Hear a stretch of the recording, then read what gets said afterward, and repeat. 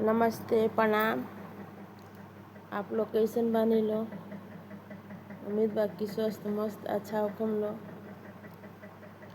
चर्चा गाँव तनी एगो अच्छा लगी तो प्यार दुलार सब्सक्राइब कर देम लो, लाइक कमेंट में।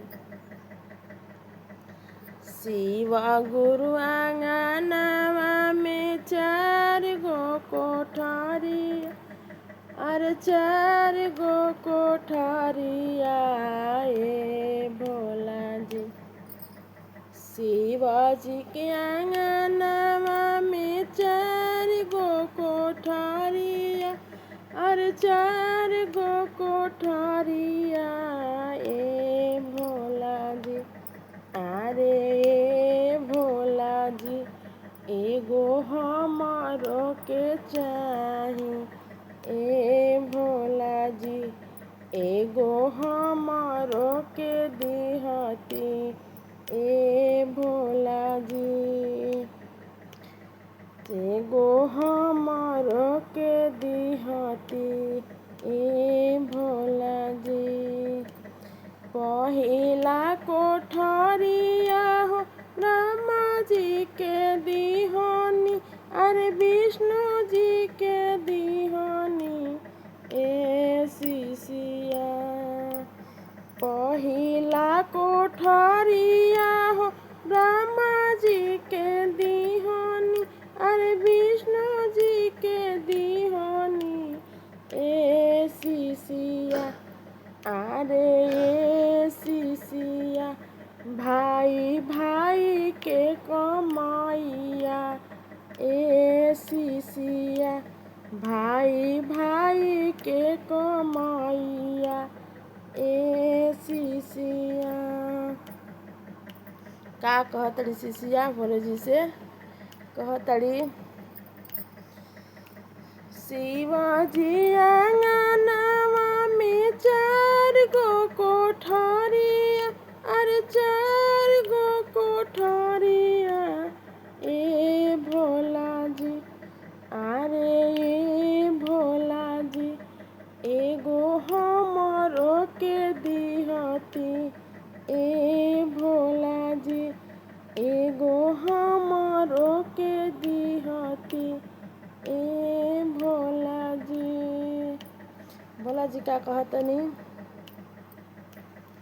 तू सारा कोठरिया साहबा जी के दिहन, हरिंदर सबके दिहनी ए शिष्या।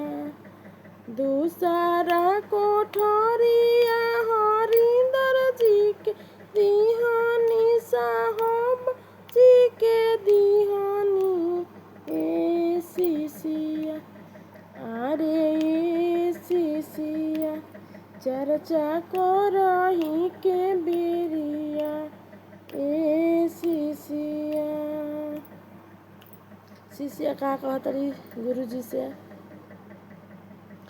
शिवा गुरु आंगनवा में 4 गो कोठरिया, अरे 4 गो कोठरिया ए भोला जी। अरे ए भोला जी, एगो हमारो के चाही ए भोला जी, एगो हमारो के दिहती ए भोला जी। तीसरा कोठरिया नीलमा जी के दिहनी,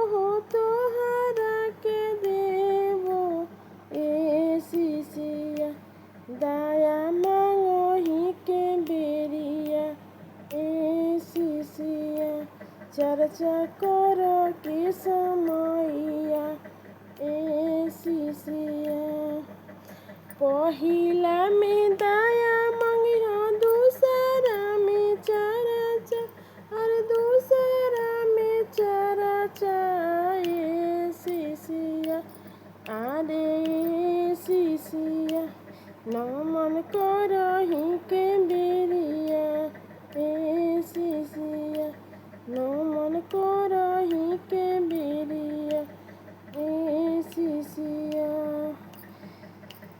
चर्चा करही के शिव गुरु दिहानी और शिव गुरु दिहानी ए शिशिया अरे शिशिया चर्चा कर के समैया